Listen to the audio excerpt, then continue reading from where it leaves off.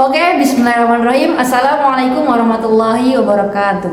Oke, sebelumnya izin memperkenalkan diri. Nama saya Hana Kamila. Saya dari semester 6 Prodi PAI 6B Kualitatif. Di sini saya mempunyai tugas mata kuliah Sosiologi Pendidikan, di mana tugasnya itu menganalisis video. Di sini saya mengambil dari teori psikologi uang yang diambil dari ngaji filsafat Fahrudin Faiz yang membahas tentang psikologi uang oleh Morgan Housel.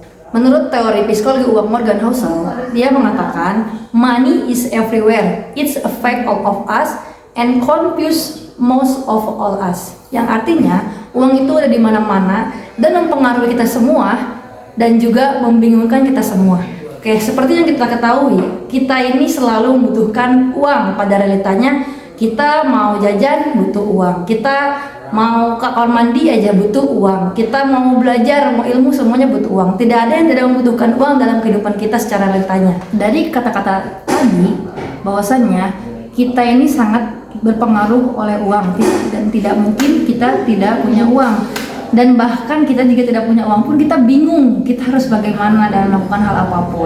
Dia mengatakan doing well with money has a little to do with how you with smart you are and a lot to do with how you behave. Nah, artinya pergunakanlah uang itu bukan dengan kecerdasan kamu, tapi dengan perilaku. Nah, karena yang kita ketahui, jika kita hanya mengedepankan kecerdasan kita, maka uang itu akan cepat dengan habis. Tetapi sebaliknya, jika kita menggunakan uang dengan perilaku, dengan kita mengirit, lalu menabung, nah itu uang akan terkelola dengan baik. Karena menabung itu baik, membuang uang itu buruk. Quotes tadi mengatakan bahwasannya mengelola keuangan itu bukan dengan kecerdasan kita tapi dengan perilaku. Nah, dan kadang dari perilaku kita pun tidak semuanya bisa kita kontrol. Nah, karena dalam kehidupan kita selalu ditemukan oleh dua hal, oleh keberuntungan dan juga oleh kerugian.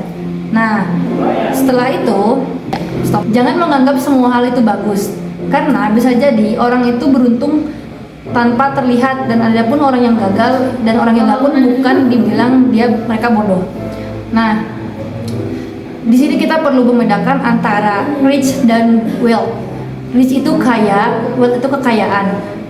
Rich kaya itu kayanya itu tampak, sedangkan wealth itu adalah kekayaan yang tidak tampak. Contohnya, ketika kita mempunyai tabungan, maka itulah kekayaan yang tidak tampak. Sedangkan jika kita kaya, seperti kita punya rumah bagus, mobil bagus, maka itu adalah rich, kaya uang yang sudah hilang.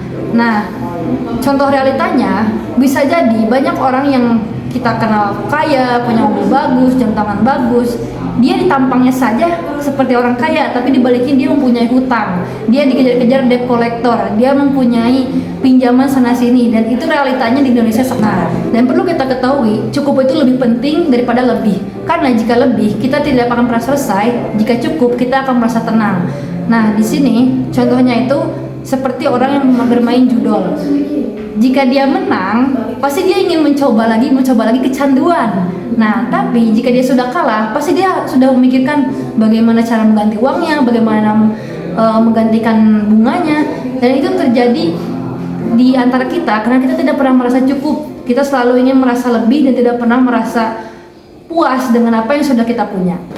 Dan pada tujuan akhirnya, uang itu adalah memberikan kebebasan. Nah, solusinya kita ini harus mempunyai gaya hidup yang sesuai, yang tidak iri atau bahasa sekarang itu FOMO.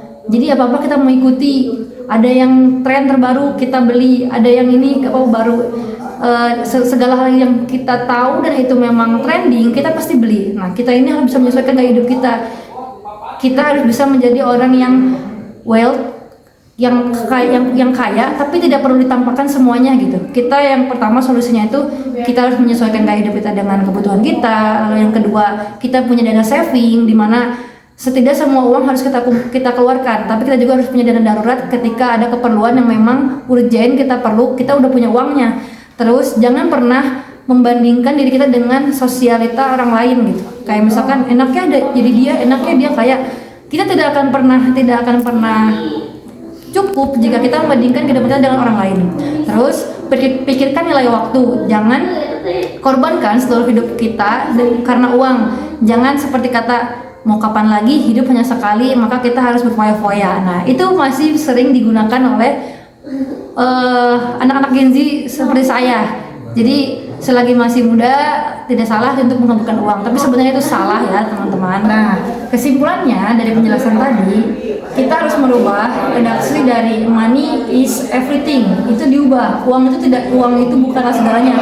Uang itu tidak segalanya. Nah, di mana dari quotes Morgan Housel di akhir itu mengatakan, bersikap baiklah dan jangan terlalu mencolok, karena tidak ada yang ingin melihat harta bendamu, tidak ingin melihat jam tanganmu yang bagus, HP-mu yang bagus. Mereka tidak akan melihat itu. Jika kamu ingin dipandang, maka bukan dipandang secara kepameran, tapi dipandang melalui bersikap baiklah dan berendah hatilah. Maka dirimu lah akan dipandang secara terhormat, bukan karena sebuah pameran. Mungkin itu saja penjelasan dari saya. Kurang lebihnya mohon maaf, semoga bermanfaat. Kita perlu ingat, money is not everything, but everything is money. Itu juga harus dipikir-pikirkan. Oke, terima kasih. See you next time. Jangan lupa di subscribe, like, komen. Terima kasih. Wassalamualaikum warahmatullahi wabarakatuh.